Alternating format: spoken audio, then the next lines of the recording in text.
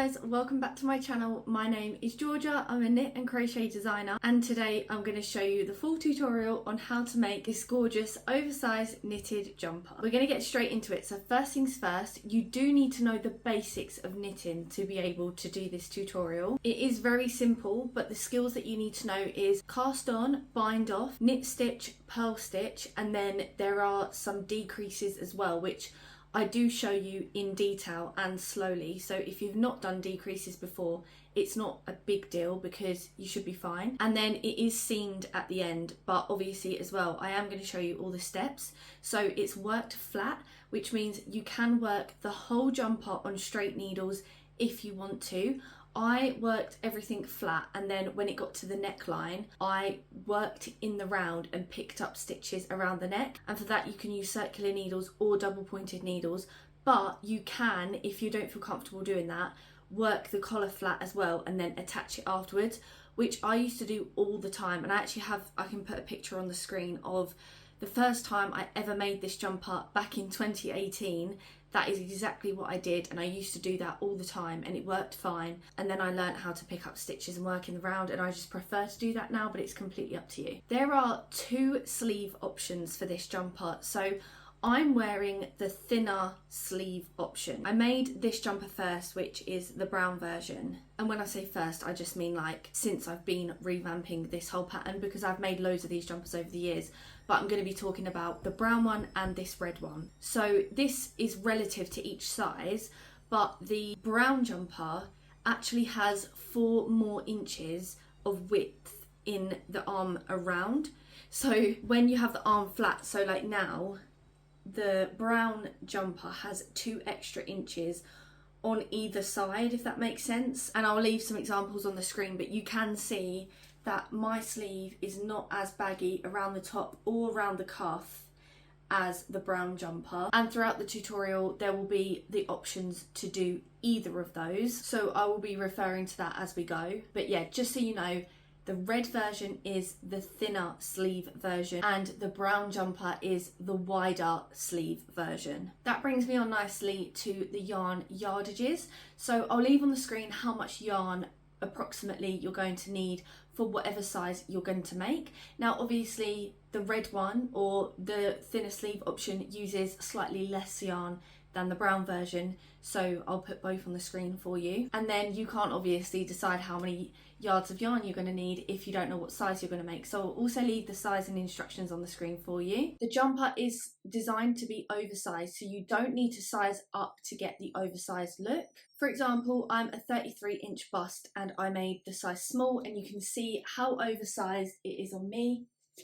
It's designed to have 16 to 18 inches of positive ease, and if you want to see more sizing info, then that can be found in the PDF pattern, which I've linked down below. It includes a schematic, the actual finished measurements of the jumper per size, and obviously if you just prefer that kind of format where you'll read in a pattern or you want to print it out, then you can do that. That leads me on to the gauge information, or the tension information.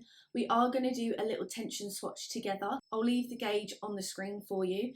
So to create this gauge, you're going to need 8mm needles. You can use straight or you can knit back and forth on circular, which is what I did. And it's a super bulky yarn. Now just make sure when you choose your yarn that you actually look at the little tension swatch on the label of the yarn, because this yarn is classed as a chunky, but the brown jumper, that yarn, which is drop snow, that's classed as a super chunky, but they have the same tension swatch.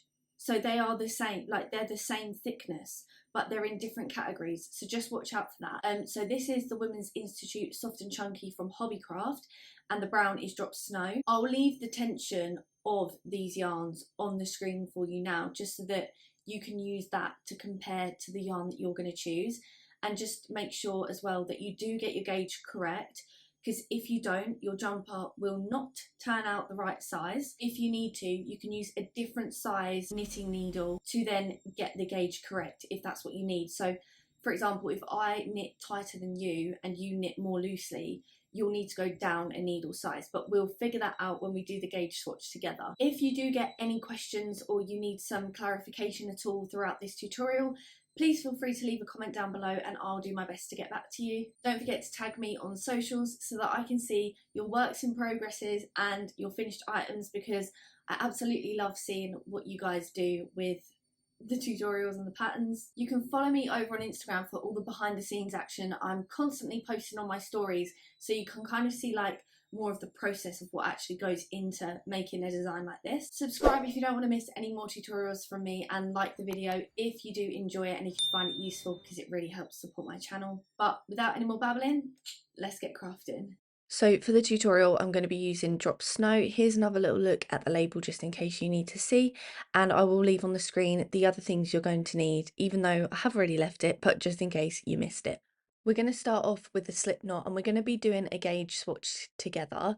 Now, I really would suggest that you don't skip this step because it can save you so much time in the long run.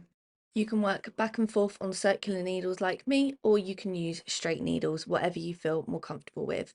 We're going to cast on 12 stitches for our gauge swatch. I'm not really fussy with cast on methods, so just use whatever you feel most comfortable with. You don't have to do it like me, but this is just like a slowed down version just in case you do want to do it like me, because this way is very quick and easy. So cast on 12 and then come back. Once you've got your 12 stitches, we're going to do row 1 of the gauge swatch, which is going to be just knit stitches across. The first row is always the most awkward and difficult, especially if you're like me and you cast on a little bit too tightly. Once you've done knit stitches all the way across, we're on the wrong side of the work and we're going to do purl stitches all the way across. And then for the gauge swatch, you basically just need to repeat these 2 rows until you have a total of 16 rows. So knit on the right side rows, purl on the wrong side rows. Or to make it easier for you to measure, you can do 18 to 20 rows just so that you can then measure it easier when the time comes, which I will show you in just a second. So our gauge or tension swatch is 12 stitches by 16 rows. Now I've done more than 16 rows just so that it makes it easier for me to measure. So you can do that as well if you would prefer. And then we're just going to measure this little swatch that we've made. Now it should measure 4 inches exactly across. If it doesn't, that means that you need to change your needle size. Make sure the edges are not tucked under, because obviously that's going to come into it. You can see at the bottom there, it does kind of curl inwards, so just make sure that it's completely flat. And then when you measure the rows, you just want to make sure that you've got exactly 16 rows within the 4 inches on your tape measure. Now, if your work is measuring bigger than 4 by 4 inches, you need to drop down a half or a whole needle size and try it again. And if your work is smaller than 4 by 4 inches, then you need to go up half or a whole needle size and try it again.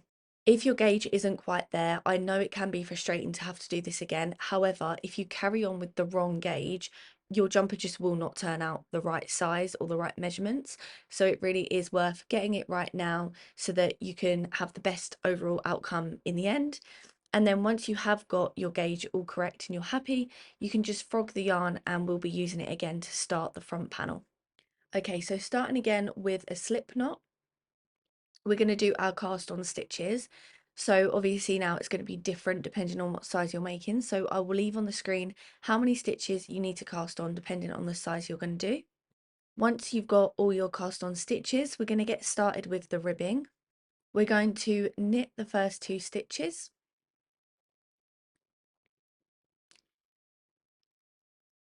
And then purl the next 2 stitches.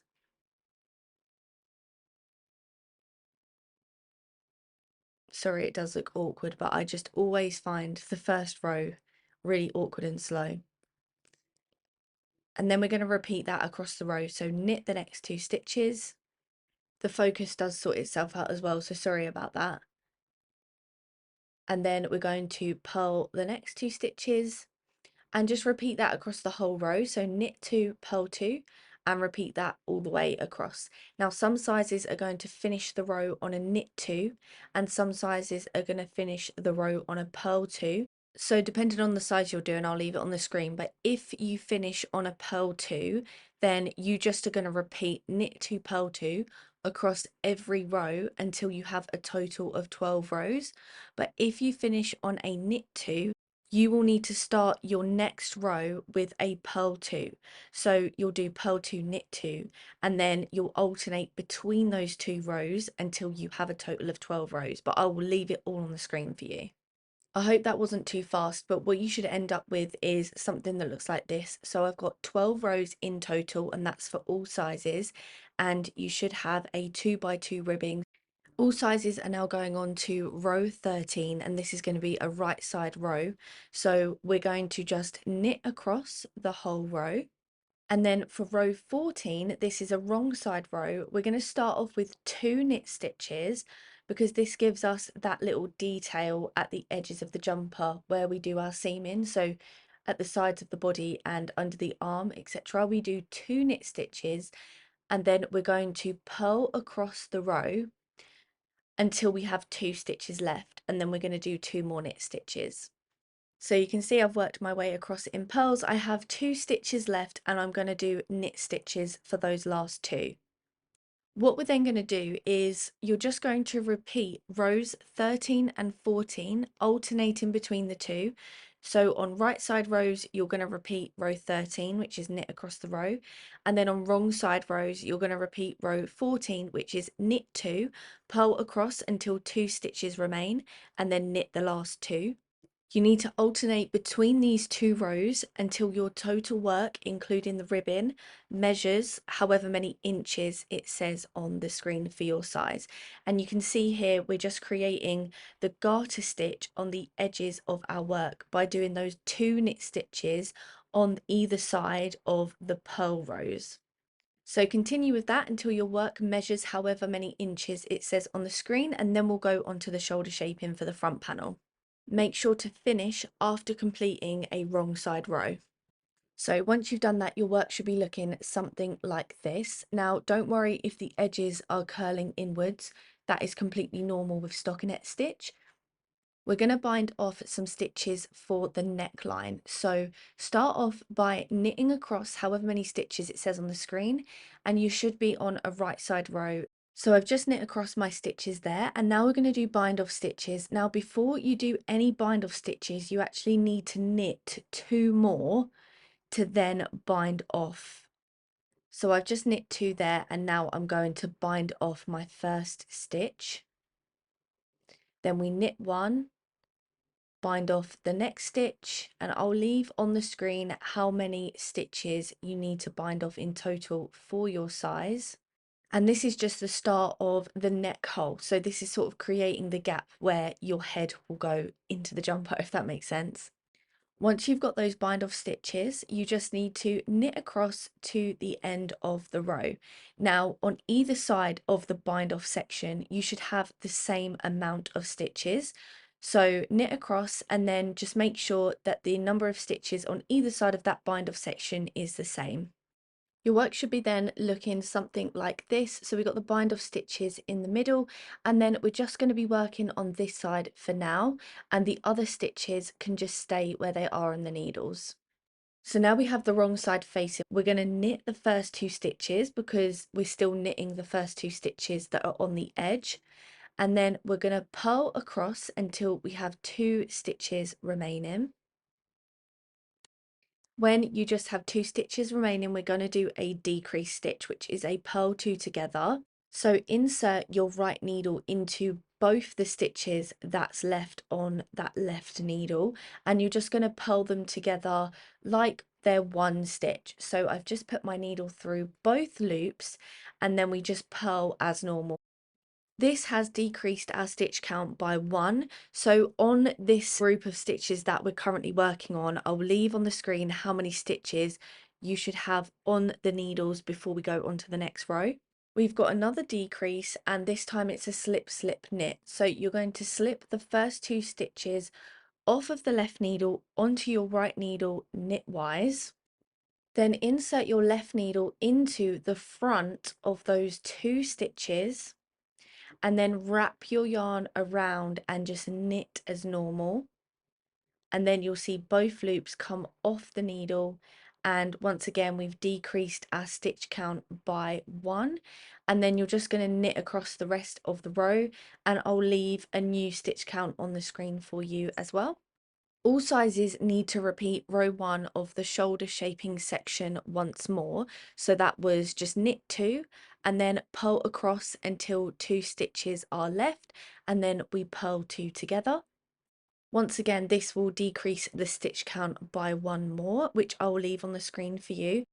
Now the next row is different for the different sizes. So if you're doing sizes extra large or 2XL, then you need to repeat row 2 of the shoulder shaping section, which was slip slip knit, which I'm currently doing on screen, and then knit across the rest of the row, and this will decrease your stitch count by 1, which I'll leave on the screen. The other sizes, you can see we've got the nice slanted edge there where we've been doing our decreased stitches, and we're just going to knit across the whole row, so no decreases for us. And then at this point all sizes will have done 4 shoulder shaping rows. Sizes extra small, small, medium and large are going to bind off in purl stitches, so I'm just going to do 2 purl stitches, bind off, then 1 purl stitch, bind off, and complete that across the row. If you're doing XL or 2XL, you actually need to do 1 more row. So you're going to knit 2 and then purl across the rest of the row. So then sizes extra small, small, medium, large are all done, and sizes XL and 2XL need to bind off in knit stitches because you're on the right side, but the other sizes were on the wrong side. So I'm just demonstrating that now. Do that across the row. So you knit 2, bind off, knit 1, bind off, knit 1, bind off, keep doing that across the row, and then everyone will have finished this side of the shoulder shaping section. Just to make sure there's absolutely no confusion, I've left a screenshot of the actual pattern on the screen just so you can double check you've got the right rows and stitches and everything else. So then you cut your yarn, you can fasten that into place, and this is kind of what your little shoulder that you've just done should look like. Just bear in mind that XL and 2XL, you will have 1 extra row than the rest of us. So the example that I'm showing on the screen, yours will just be ever so slightly different. So now we're going to be working on the other shoulder, so where my left hand is. We're going to have the wrong side facing, so we want the pearls facing towards us. We need to get our yarn and we're going to attach it to the new shoulder, but we're also going to do a decrease at the same time. So I'm going to do this slowly so that you can see. We're going to do a slip slip purl. So you can see the bind off stitches are to the right. A slip slip purl is as follows. You're going to insert your right needle into the first stitch purlwise and slip it off that left needle onto the right needle. Then we're going to do the same for the next stitch on that left needle. Slip it off. Now here is where it can get a little bit difficult just on this first decrease because the stitches are very tight. So this left needle that I just pointed to is going to go into the 2 stitches that we've just slipped, and that left needle needs to go behind the right needle. So when we did it on the other shoulder, when we did a slip slip knit, the left needle went in front. This time it goes behind. Now make sure it's going through both those stitches because it can be a bit difficult to get that left needle in both the stitches. But once you have, make sure that left needle's in the back. You're going to grab your new yarn and just wrap it around the right needle. Pull both strands nice and tight, and then you're just going to purl as you normally would. And you can see as you pull those stitches off the left needle, both stitches are going to slip off, and that means we've decreased our stitch count by 1. Now at this point I like to just tie these 2 ends together so that it doesn't come loose or anything like that. We're then going to purl across the rest of the row until we have 2 stitches left. Knit the last 2 and I'll leave your new stitch count on the screen. For row 2 of the shoulder shaping, we're going to knit across the row until we have 2 stitches left. With those last 2 stitches, we're going to knit 2 together. So insert the right needle through both the stitches on the left needle knitwise, wrap the yarn around and then just knit as normal, and you will have decreased the stitch count by 1 more, which again I will leave on the screen for you. Turn your work and you've got row 3 of the shoulder shaping section. We're going to do another slip slip purl. Now this one should be easier than the first one that we did, but feel free to slow this down if you need to. and then we'll purl across until we have 2 stitches remaining, and then in those last 2 stitches just make sure you knit 2, and I'll leave your new stitch count on the screen. Now for sizes extra small, small, medium and large, you just need to knit across the next row with no decreases, but for sizes XL and 2XL, you're going to knit across the row until you have 2 stitches left, and with those last 2 stitches you're going to do another knit 2 together, and you'll have decreased your stitch count again by 1, which I'll leave on the screen. So remember, on the first shoulder that we did, sizes XL and 2XL have a row 5 of the shoulder shaping. So if you're doing either of those sizes, you're going to purl across until you have 2 stitches left and then knit 2. And then you want to bind off in knit stitches. If you're doing extra small, small, medium or large, you can go ahead and do what I'm doing on the screen, which is just to bind off in purl stitches. And you guys will only have 4 shoulder shaping rows compared to the 5 that XL and 2XL have. I've left this screenshot on the screen of the actual pattern just because I want to make sure it is 100% clear with the rows and everything. Once you've done those bind off stitches, you can cut the yarn, fasten it into place, and your work should be looking something like this, and the front panel is all complete. Now we're going to start on the back panel. Now we're going to do the same as we did for the front panel. So we're going to start off with a slip knot. We're going to do our cast on stitches, and rather than make this video longer than it needs to be, I think it's best if you actually go back to whatever timestamp I've left on the screen. Something to be aware of is that the cast on stitches for the back panel are the same as the front panel, and the ribbing is the same, but the length is different. So when it says continue until your work measures this many inches, the amount of inches you need to do for the back panel is different. So I will leave that on the screen now. You can either make a note of it or just come back to this section once you've done the ribbon and everything. But the back panel is longer than the front panel, so just bear that in mind. Once you've done all of that, come back to this section and we will do the shoulder shaping for the back panel.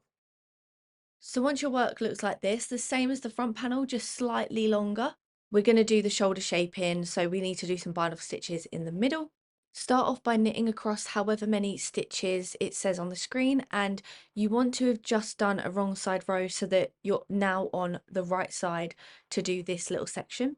Once you've done those knit stitches, we're going to do bind off stitches. So remember, you need to knit 2 stitches before you start your first bind off stitch. So I've knit 2, I'm now binding off. We're then going to knit the next one and bind off, and I'll leave on the screen how many stitches you need to bind off for your size. Once you've got the right amount of bind off stitches, just knit across to the end of the row. Your work should then be looking like this, so you want to have an even amount of stitches on either side of those bind off stitches. We're going to be working on just this side for now, so turn your work, you'll have wrong side facing, and we've got row 1 of the shoulder shaping section. Start with knit 2 and then purl across until 2 stitches are left. When you just have those 2 stitches left, you're going to purl 2 together.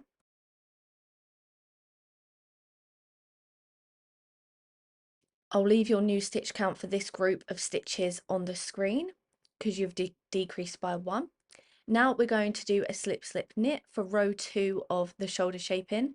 So slip the first 2 stitches off your needles knitwise. Then insert that left needle into the front of those 2 stitches that are on the right needle, and then wrap your yarn around and knit as normal, and you'll have decreased by 1 more stitch. And then you're just going to knit across the rest of the stitches in the row. So again, this will have decreased your stitch count by 1, and I'll leave your new stitch count on the screen for you, so just knit across the rest of the row. After that, all sizes for row 3 of the shoulder shaping are just going to knit 2 stitches and then purl all the way across, so there's no more decreases. Just knit 2, purl all the way across, and your stitch count will stay the same. So you've done a total of 3 rows for the shoulder shaping on the back panel, and now all sizes are going to bind off in knit stitches, so it's not different for the different sizes on the back panel, only the front panel is different. So just bind off whichever size you're on. This time when you cut the yarn, try and leave a bit of a longer tail because we're going to use it for the seaming later on. You want to cut it a bit longer than I've cut mine, just because it will make life easier when the time comes to the seaming section. So now going on to the other side, we've got wrong side facing, the bind off stitches are to the right, and we're going to do the same as we did before. So we need to attach our new yarn, and we're going to do that whilst we do a slip slip purl decrease. So insert your right needle into the first stitch purlwise and slip it off onto the right needle, and then do the same for the next stitch. And remember, these stitches might end up being quite tight, so if you do struggle to get this left needle through both the stitches, don't worry, because I did too, but just persevere and you'll get there. So you're going to insert that left needle into the back of those two stitches, and then once they're both in there, grab your new yarn and you're just going to wrap that yarn around the right needle, pull both strands nice and tight, and then just do your right needle as though to purl. Slide those two loops off the left needle and you've done your slip slip purl stitch. And then I just like to fasten these two bits of yarn into place so that they're not going to get loose or go anywhere. After that, purl across the row until you have two stitches left, and then just remember to knit those last two stitches in the row. For row 2 of the shoulder shaping, we're going to knit across all the stitches until you have two stitches left, and then with those last two stitches just knit two together. And then for row 3 of the shoulder shaping, we're just going to purl across every stitch in the row, so no decreases, and then make sure you knit in the last two. And then all that's left to do is bind off in knit stitches. And again, once you fasten off, just make sure you leave a long tail for the seaming. And once it's all done, it should be looking something like this, very similar to the front panel, but just some very important, discrete differences. Now time to go to the sleeves. So again, start with your slip knot and we're going to do our cast on stitches. Now remember, there are two sleeve options. You've got the wider sleeve and the slimmer sleeve. So the red one was the slimmer sleeve and the brown one is the wider sleeve, which is what I'm obviously going to be doing on camera. Cast on however many stitches it says for your size and for the width of the sleeve that you want to do. And then the only difference really now between the sleeves is just going to be the stitch count. The decrease pattern is the same for both sleeves, whether you've done slimmer or wider. So what we're going to do for row 1 of the sleeves is we're just going to knit in every stitch across. Once you've done that, going on to row 2, we're going to knit the first two stitches. Then purl across until you have two stitches left, and then knit the last two stitches. Now you're going to repeat this throughout the sleeve. So on right side rows you knit across, and on wrong side rows you knit two, purl across until two stitches are left, and then knit the last two, unless a decrease row is instructed. I'm now going to show and explain what a decrease row looks like, and then I'll be showing you when you need to do the decrease rows depending on the size you're going to do. So just as an example, in the size small, the first decrease row is on row 13. So I'm about to do row 13, but you can kind of just disregard that for now. A decrease row is worked as follows. You knit the first two stitches. You then knit two together. So the next two stitches, you're going to put the right needle into both those stitches, wrap the yarn around and knit them together. Then you're going to knit across the rest of the row until you have 4 stitches left. When you have 4 stitches left, you're going to knit two together again. So the next two stitches are going to be knit together. And then you knit the last two stitches. So a decrease row has 2 decreases, one at either end of the sleeve. This means that every time you do a decrease row, your stitch count will decrease by 2 stitches. To get the correct shape, obviously all the sleeves are different. So what I'm going to have to do is leave on the screen which rows you need to complete decreases on. So this means that If it says there's a decrease row on rows 13, 17 and 21, then make sure you do that decrease row on those rows, and all the other rows are just knit across right side and then knit 2, purl across, knit 2 on the wrong side. Decrease rows should always be completed on a right side.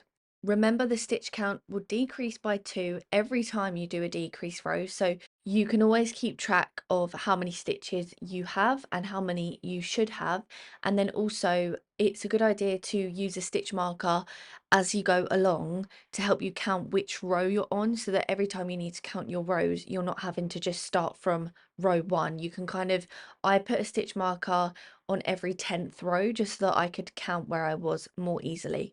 So as I said, I'll leave on the screen what rows you need to do decreases on, and if you do need any help or you feel stuck at all, please just leave a comment, or you can email me at georgiajeggo@gmail.com and I will get back to you and I will help you the best that I can, or you can also DM me on Instagram. Once you've done that, your work will be looking something like this, obviously depending on the size you're going for and whether you did the wider or the slimmer sleeves. So now we have wrong side facing, we're going to go straight into the ribbing. So you've just done your last decrease row, and now we're going to knit 2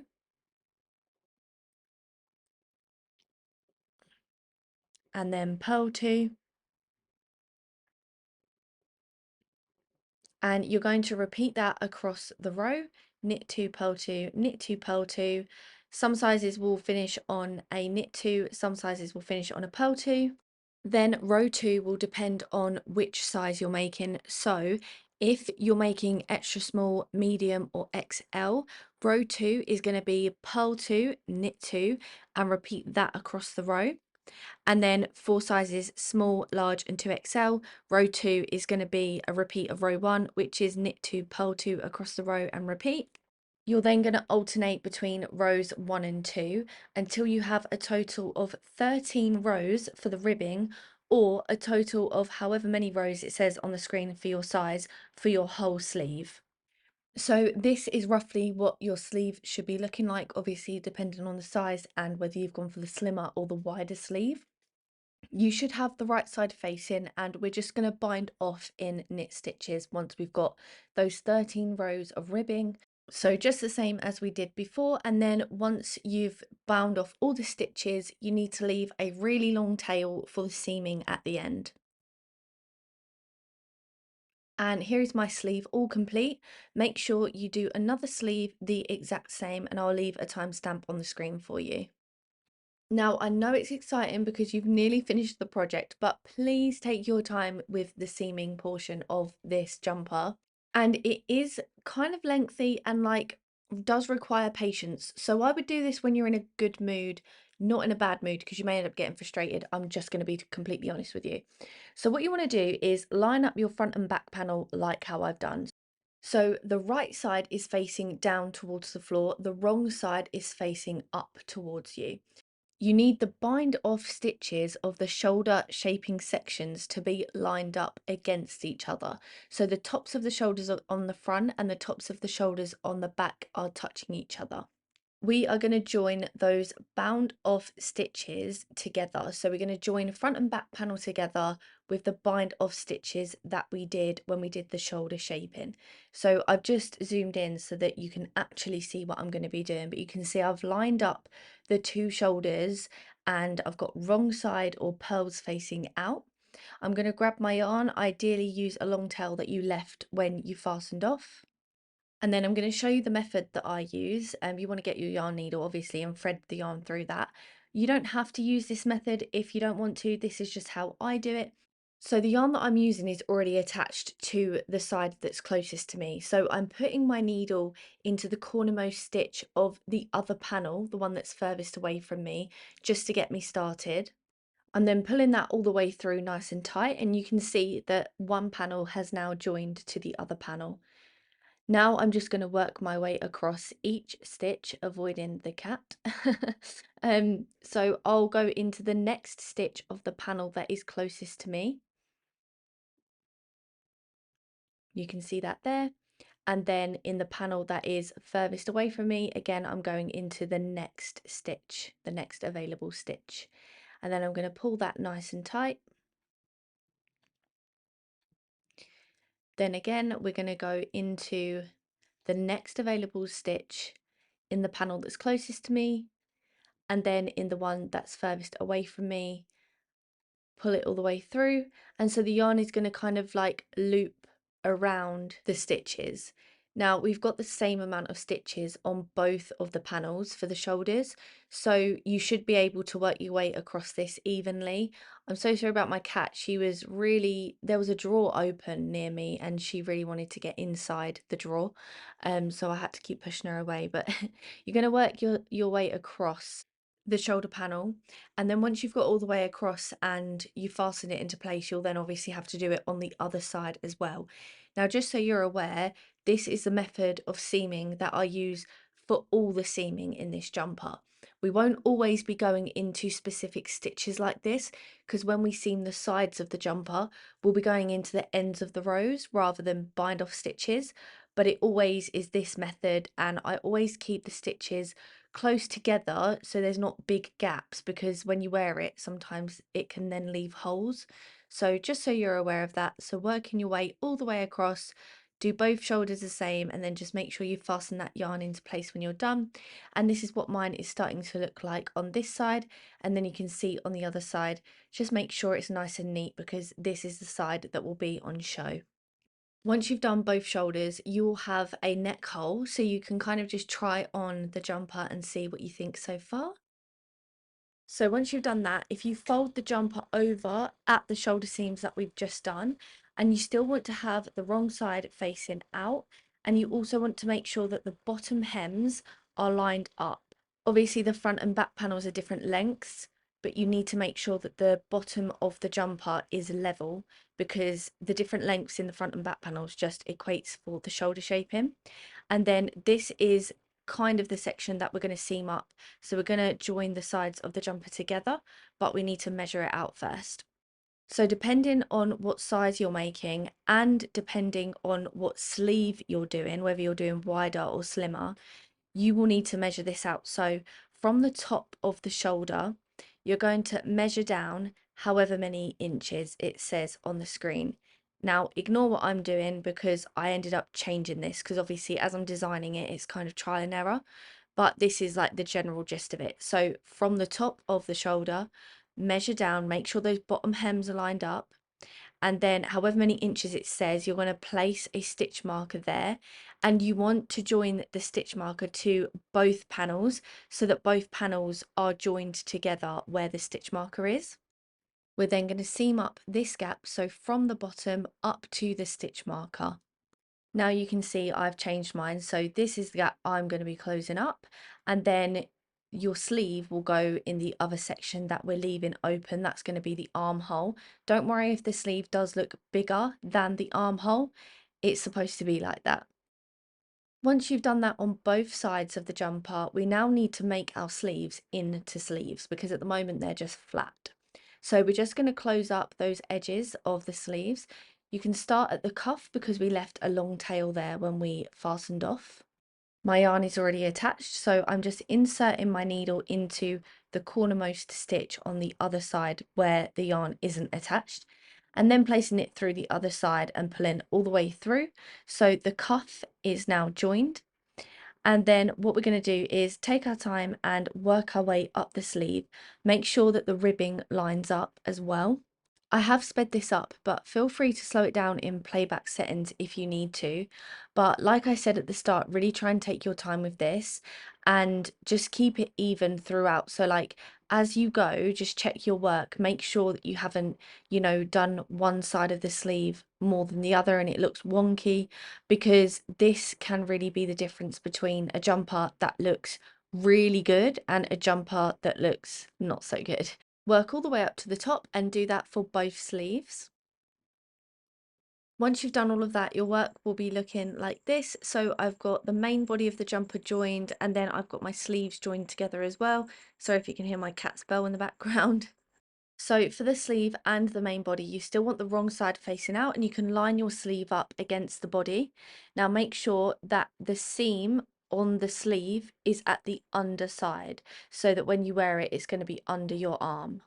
This next bit is quite hard to explain with words, but just to show you, we're going to work around the sleeve and the armhole. You need to make sure that the top section goes to the top section and the bottom section goes to the bottom section, if that makes sense. And we're going to work around. Now, just remember that there are more stitches in the sleeve than there are in the armhole. So you need to try and spread them out as best as you can. And you can use stitch markers to help you kind of place where you want the sleeve to go before you start, because then it will help you stay on track. And I'm just going to show you what it looks like to begin joining the sleeve. Like I said, it is really hard to explain, but I really want to make sure that it's clear. So I'm just using a stitch marker now to join kind of like the top of the sleeve to the top of the jumper. And this is just going to help me stay on track, because now I know that these sleeve stitches need to kind of be spread across these armhole stitches. And once we've worked these stitches, we'll then work the underneath side that is on, the other side of the jumper. And one thing I will say is that if you finish the sleeve and you don't think it looks quite right, don't be afraid to try it again, because at the end of the day, this isn't the most efficient way to make a jumper, but it is suitable for beginners.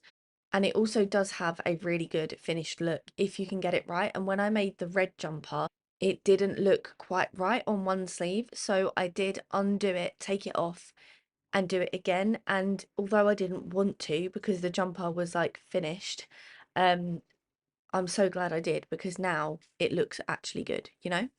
So I'm just continuing to work along the sleeve, and you can see how many sleeve stitches you have left and how many armhole stitches you have left before you get to that stitch marker. So you need to get those sleeve stitches to fit into the armhole stitches that are left.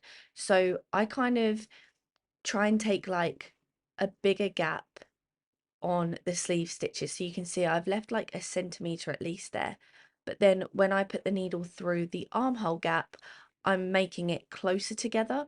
And that's how you can kind of spread them out. So you can see I'm taking a big gap when I go through the sleeve stitches, but then a smaller gap when I go through the armhole stitches.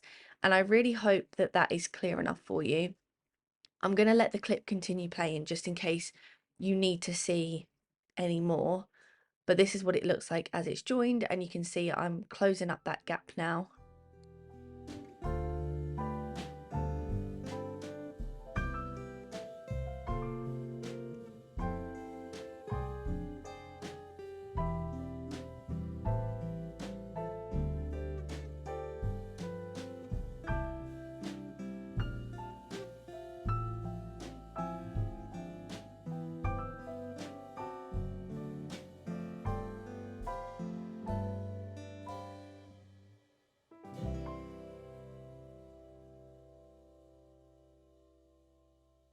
So I'm almost at the stitch marker. You can see there's just a tiny little gap there.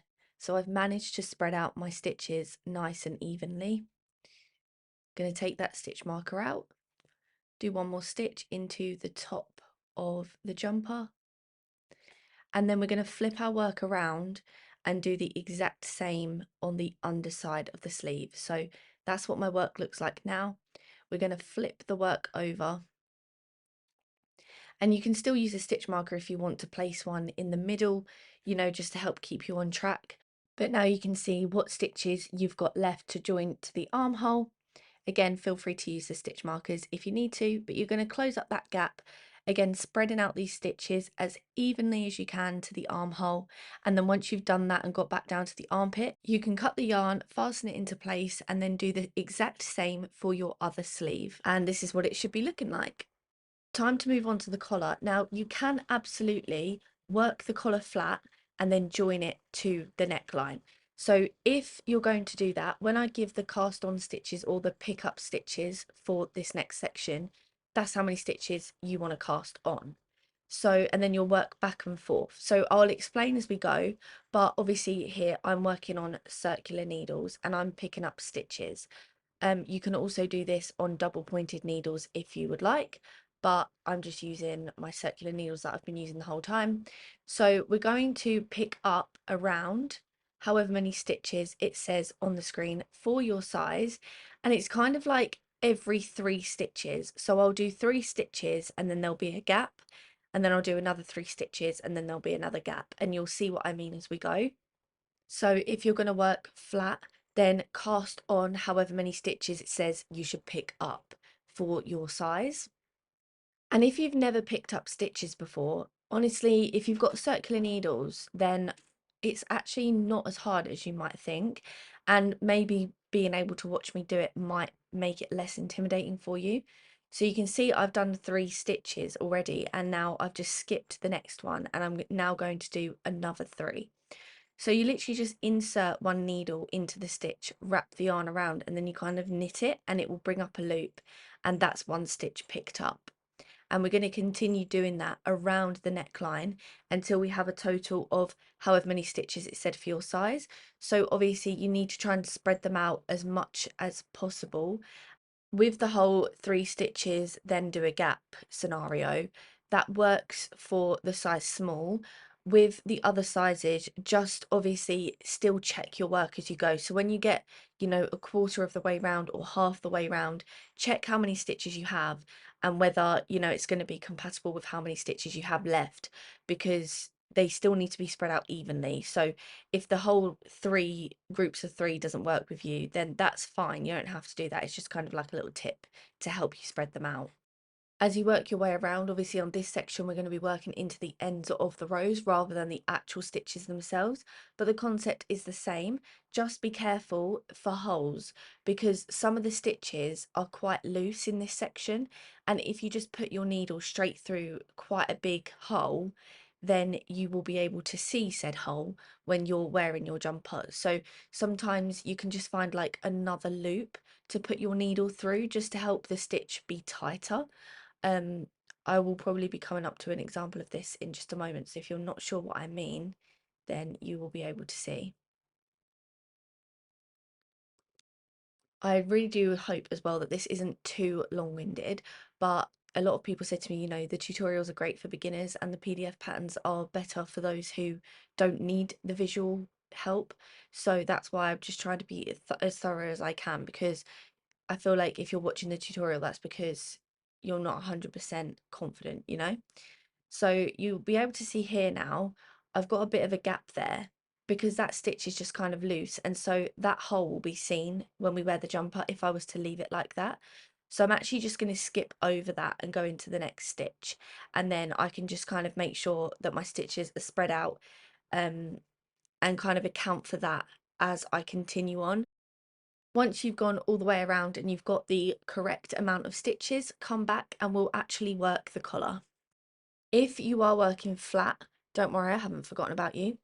I'm just going to show how to do the magic loop technique. So you won't need this if you're doing double pointed needles, but if you've got circular needles like me and they're too long, you can pull your cable out of between a couple of stitches, and then you're just going to slide those stitches onto your left needle so that they're ready to be worked.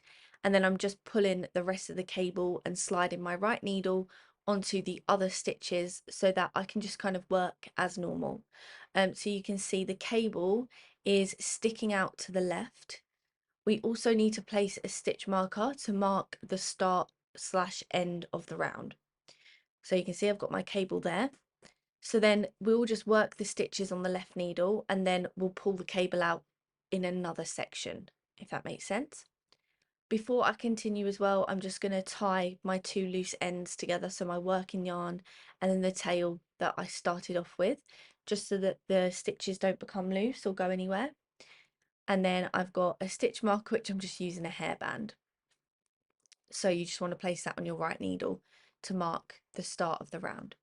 Now we're going to do knit 2, purl 2 around the neckline. So I'm going to knit the first 2 and then I'm going to purl the second 2 and we're just going to do this around. But obviously I do want to show the magic loop technique just in case it's your first time and you've not done it before. But it just shows that you don't actually need to buy like the shorter circular needles if you don't want to, because although this takes a tiny bit longer because you have to kind of adjust your stitches every now and then, you really don't need to buy, you know, extra needles. So I've worked those stitches that were on the left needle, and I'm now going to again pull my cable out. So I've got maybe 10 stitches there that I'm going to put onto the left needle. And once again, those stitches are now ready to be worked. I've got the cable sticking out on the left, and I'm just going to continue to work these stitches as normal. So continue with the pattern of knit 2, purl 2. My cable is getting in the way a bit. So I had just done one knit stitch, so I've got one more knit stitch to do, and now I'm going to do purl 2, and you're just going to continue that around the neckline. Now, if you are working back and forth on straight needles, you want to also do knit 2, purl 2, and do that across the row. And then you just need to do it for a total of 7 or 8 rows, depending on what size you're doing, or rounds if you're working in the round like me. So this is obviously round or row 1. You need to do 7 or 8 in total. So if you're working in the round, just go around and around and around until you have a total of 7 or 8 rows, and just be aware that your picked up rows looks like a row, but it's not. So just make sure you actually have the right amount of rounds, and then if you're working straight, just work back and forth for a total of 7 or 8 rows, and then we can do the bind off. So whether you worked flat or in the round, you should have some nice 2x2 ribbing.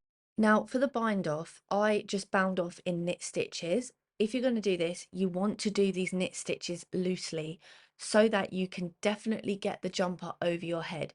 The reason why I bind off in knit stitches is just because I like the finished look. But if you're worried about getting it over your head, you can do a stretchy bind off. This is whether you've worked in the round or straight. So I will leave a little card up the top that links to another video, and that's how I learned how to do a stretchy bind off. It's really quick and easy. So if you want to do that, then I would recommend that specific video. But if not, you should be fine just to do what I'm doing. Just make sure you don't pull those stitches tight, because otherwise you won't get it over your head. Once you've done that, you obviously need to join your work to the jumper if you were working flat. I'm going to leave some pictures on the screen in just a moment to help you, but this is what it will look like if you're working in the round. And I would probably just try this on before you actually fasten everything into place, because obviously it's going to be harder to redo it if it is too tight for your head. But once you're happy, you can cut the yarn, fasten it into place, and then just to make the back look a little bit neater on the collar, I'll show you what I like to do. So I'm going to use my yarn needle, and then I'm just going to neaten up this little gap here, so you can kind of see that there's almost like a gap from where the start of the round was and the end of the round was.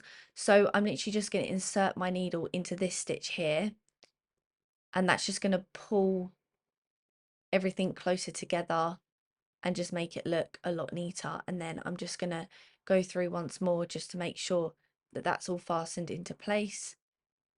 You just put your needle back through the loop, pull tight but not too tight that it alters the stitches, and then you can weave that end in once you've done that, and obviously weave in all your other ends.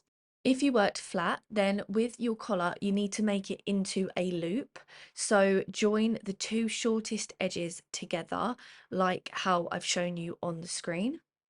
And then when attaching it to the actual jumper, make sure the wrong side is facing out on the collar and the jumper. And if you're not bothered about what way the collar is, then don't worry about it. But if you are, make sure you have the wrong side facing out.